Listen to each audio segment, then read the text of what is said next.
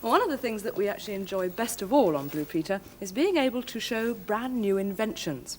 Earlier today, we recorded an experiment here in the studio that should be of interest to anyone who ever has to use the telephone.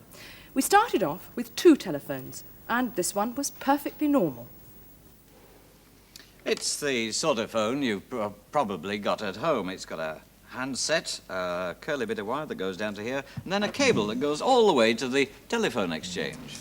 Well, I've got the other telephone here, and it looks more like a shoulder bag, really, than a proper telephone. It's got its own portable handset here, which has its own dial built into it. And the thing that makes it so unusual is if I get up and walk around, you'll see that there are absolutely no trailing cables of any kind. It's not connected to anything at all, because it's got its own built-in transmitter and receiver. Well, there's nothing really extraordinary, I suppose, in having a sort of walkie-talkie radio, but this is the first one that you can actually use with an ordinary telephone.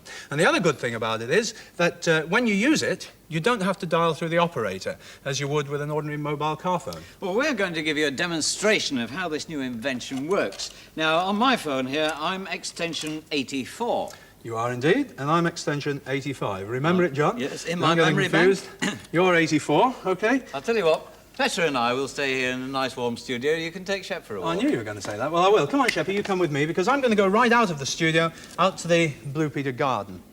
Now, this portable telephone is the invention of an American scientist, Mr. Lou Schnurr, and he's a teacher at the Chelmer Institute in Chelmsford, Essex. And he said he doesn't see any reason why in the future it wouldn't be possible for just about everybody to be walking around carrying one of these, their own portable communication set. Anyway, last time I was out of doors, it was pouring down with rain, so I'm taking no chances today. Get my coat on, and off I go. I'll get a hood out just in case as well.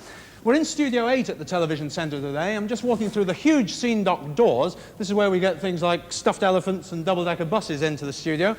Outside here, there's a ring road. This is used for moving scenery around. And if you watch Top of the Pops, you probably recognise that bit of scenery there. Anyway, I'm going out through the doors now. And once outside here, on my right over there is the BBC canteen block. And if you watch Blue Peter regularly, then you'll know that our garden is very close, in fact, right next door to the canteen block. In fact, it's over the road here. As you can see, it's pretty horrible out here. Really wet and nasty. I feel the right twerp in this hood, but I'd rather wear it than get soaked to the skin. Whoops, it's slippery as well. Hi, Sheppy, you like it, don't you? And down at the end there is our actual Blue Peter garden. Anyway, I'm not going to do some gardening this minute. I'm out here to test this. So the first thing I've got to do, make sure it's switched on, which it is. Put up my aerial. Now, 2 things I must do. First of all, by the magic of television, you'll be able to see Johnny waiting for my call at the same time as I'm speaking to you. So first of all, to make sure I've got a line, dial 0. That's the same as picking up a handset. That's it, I've got the line. Now, his number, 84. And it's ringing in the studio.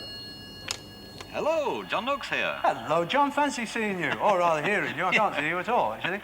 What's it like out there? It's soaking wet as well, you know, but it's lovely in the studio, isn't it? Oh, it's lovely and dry. I'm going to send Shep back in to jump all over you. He's getting soaked rushing around out here at the moment. Anyway, we've shown that it works this way, me dialing you.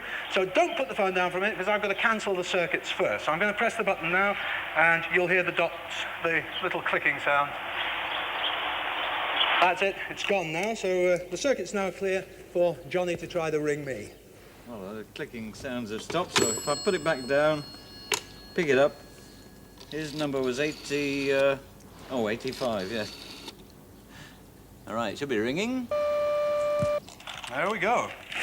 Every time a winner. Hello, Hello, Pete. Johnny. Yeah, me. Wonderful. It works. hey, Doug. Look, I'm getting soaked out here, so do you mind if we don't have a long conversation? Oh, all right, if you insist. Smashing. I'm going to cancel the circuits again. Don't put it down too soon, otherwise you upset everything. Okay. And that's it, cancelled again. So, that's it. I think we've proved that Mr. Schnurr's invention actually works. But I dare say you're a little confused about how it works when there aren't any cables and all the rest of it. Well, the answer is it does have to have a separate transmitter somewhere. Well, the one that we're using is way up there with Leslie on the Television Centre roof. It's approximately 30 metres above ground level, and as you can see from here, I've got a very good view of peat and a rather soggy, damp-looking Blue Peter garden. The aerial and the transmitter, which have been relaying the conversations to and from Peter's roving phone, are ordinary pieces of radio equipment.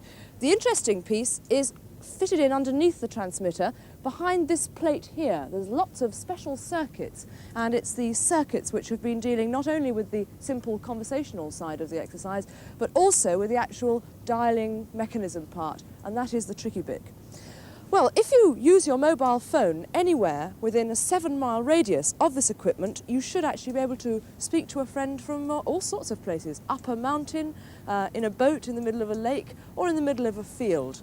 And I do think that this development is going to be a great boon to people who are very busy, but who need to communicate with people who are at a bit of a distance and who haven't got a proper telephone handy. People like businessmen and particularly farmers and doctors. Very good development indeed. Well, from here on the BBC Television Centre roof, it's back to down there in the Blue Peter Garden with Pete.